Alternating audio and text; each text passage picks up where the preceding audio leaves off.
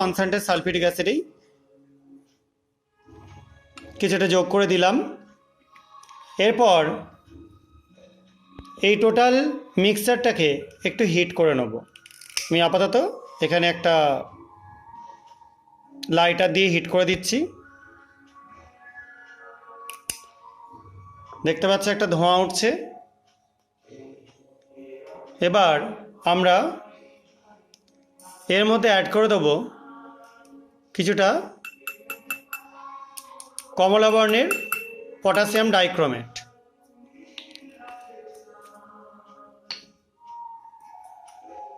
আবার ফার্দার আমি হিট করতে শুরু করছি।